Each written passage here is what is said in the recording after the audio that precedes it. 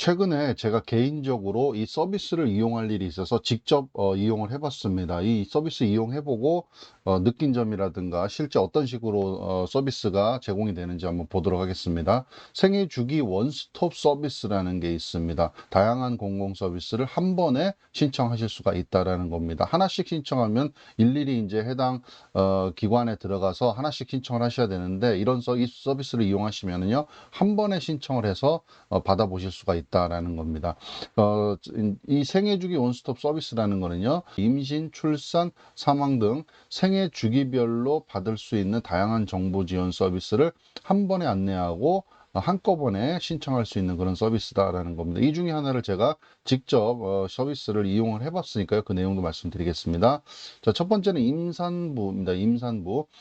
맘 편한 임신 원스톱 서비스를 이용하세요. 이렇게 되어 있고요. 각종 임신 지원 서비스를 정부24 또는 지역의 주민센터나 보건소에서 한 번에 신청할 수가 있습니다. 그러니까 직접 주민센터나 보건소를 방문하셔서 신청하실 수도 있고요. 정부24라는 그런 온라인 서비스를 이용하실 수도 있다라는 겁니다. 자, 통합 신청 가능한 임신 지원 서비스는요, 임신, 출산 지원비, 진료비 지원, 그 다음에 엽산제, 철분제, 표준 모자, 보건수첩 배부, KTX, SRT 할인 등 이런 것들이 쭉 있고요. 그 다음에 지자체별로도 뭐 임신 축하 용품이라든가 임산부 주차증, 산모 교실 등 이런 것들은 지자체별로 좀 다 상이하게 서비스가 제공된다, 이런 내용이죠. 자, 그 다음에 두 번째는요, 출산에 관련돼 있는 건데요. 행복 출산 원스톱 서비스라는 겁니다. 그래서 이것도 마찬가지로 정부24로 온라인으로 하실 수도 있고요. 혹은 주민센터를 방문하셔서 하실 수도 있다라는 겁니다.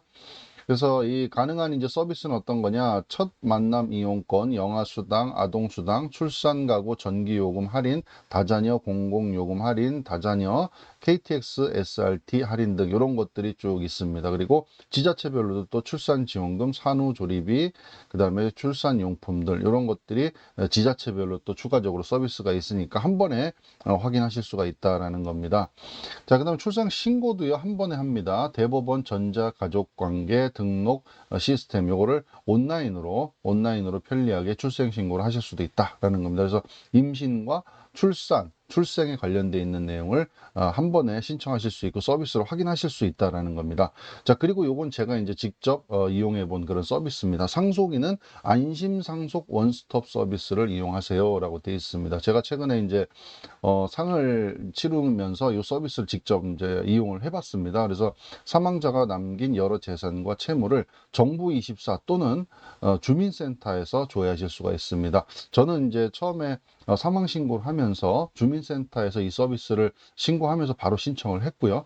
그 다음에 또 혹시나 싶어서 확인해 보는 차원에서 정부24에서 온라인으로도 또 동시에 이렇게 조회를 한번 신청을 해봤습니다. 그렇게 했더니 결과적으로는 두 가지에서 동시에 계속해서 정보가 제공이 됩니다. 어떤 정보가 들어오느냐라면요. 요 밑에 잠깐 작은 것부터 먼저 보시면 7월 29일부터는요. 신청 기간이 6개월에서 1년으로 확대됐다라는 거 추가적으로 아시면 좋을 것 같고요. 어떤 것들이 들어오냐? 재산조회를 한 번에 신청하는 겁니다.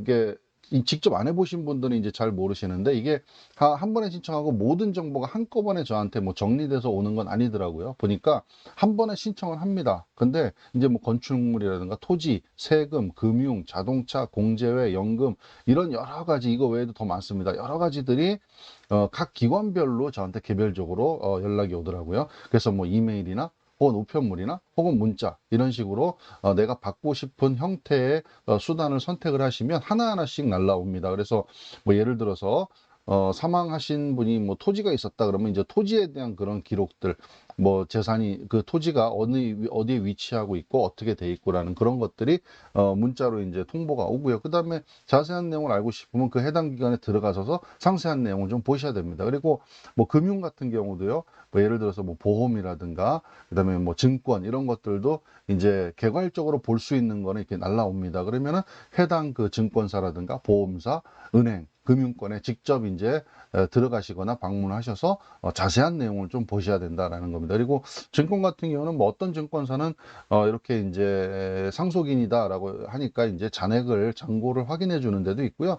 또 확인 안 해주는 데도 있고 뭐 이렇게 좀 상이합니다. 그 다음에 자동차 보험 들어가 있는 것들, 그 다음에 자동차 소유, 그리고 그동안에 뭐 국세, 지방세, 체납액이 있는지 뭐 이런 것들, 그 다음에 각종 공제, 뭐 하다못해 군인 공제 쪽에서도 조회가 돼서 연락이 오고 이렇게 됩니다. 그리고 연금 이런 것들을 한꺼번에 다 조회를 하실 수가 있다. 근데 아까도 말씀드렸듯이 신청은 이제 한 번에 다 이게 한 번만 딱 신청하시면 다 끝납니다. 그러니까 사망 진단서를 진단 그 이제 내용하고 이거를 입력을 해서 한 번에 신청하시면 모든 게 다 끝나는데, 이제 통보가 오는 거는 각 기관별로 하나씩 하나씩 이렇게 통보가 오니까 그거는 일일이 하나씩 체크를 하셔야 되겠다라는 내용입니다.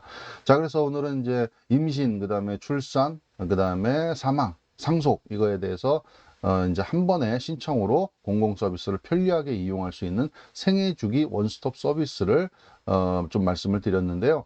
정부24라는 그런 온라인에서도 하실 수가 있고, 그 다음에 직접 주민센터를 혹은 또 보건소 같은 데를 방문하셔서 오프라인으로도 신청하실 수가 있습니다. 둘 중에 하나만 편하신 대로 신청을 하시면 이 서비스 이용하실 수가 있으니까 해당되시는 분들, 임신, 출산, 사망, 상속 요거에 해당되시는 분들은 이 생애주기 원스톱 서비스 한번 이용해 보시면 굉장히 편하게 서비스 받으실 수 있을 것 같습니다. 감사합니다.